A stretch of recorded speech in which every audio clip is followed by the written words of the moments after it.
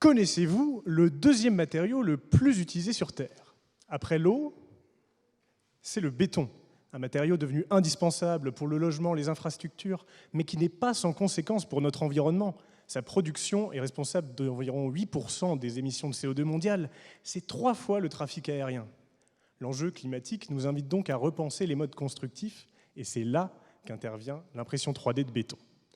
Car la méthode classique de mise en œuvre du béton consiste à le verser dans un coffrage, comme vous versez votre préparation de cake dans le moule, mais ainsi on obtient des formes massives et qui ne sont pas structurellement nécessaires.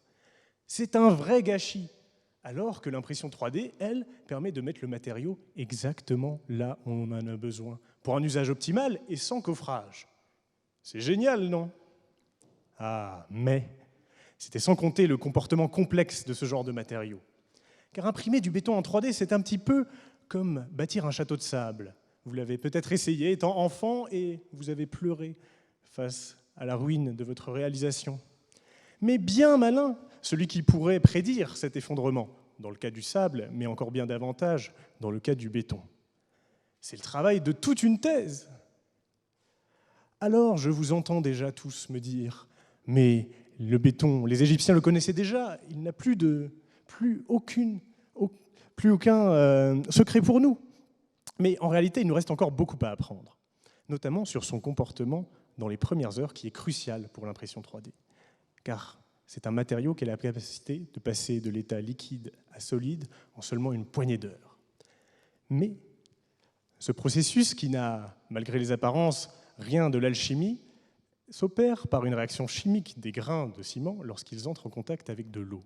On comprend alors que notre problème d'effondrement, il n'est pas simplement mécanique, mais il faut le comprendre avec la chimie qui régit la transition entre liquide et solide, avec l'hydraulique qui nous dicte s'il y a de l'eau pour cette réaction chimique, et enfin avec la thermique qui influence la vitesse de cette réaction. Oui, là vous avez la tête qui tourne, c'est normal.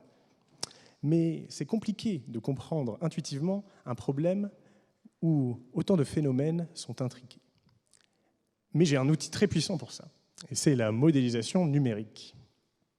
À la base de cette modélisation, il y a un modèle matériau que j'ai pu formuler pour les bétons au jeune âge grâce à la thermodynamique. Ensuite, j'ai codé sur mon ordinateur un programme qui me permet de recréer une impression comme on la ferait en réalité, mais je peux simuler une impression avant même de l'effectuer et ainsi prévenir un éventuel effondrement. Fini les impressions ratées au laboratoire. Et peut-être que demain, vous repenserez à moi le jour où vous emménagez dans une maison imprimée en 3D.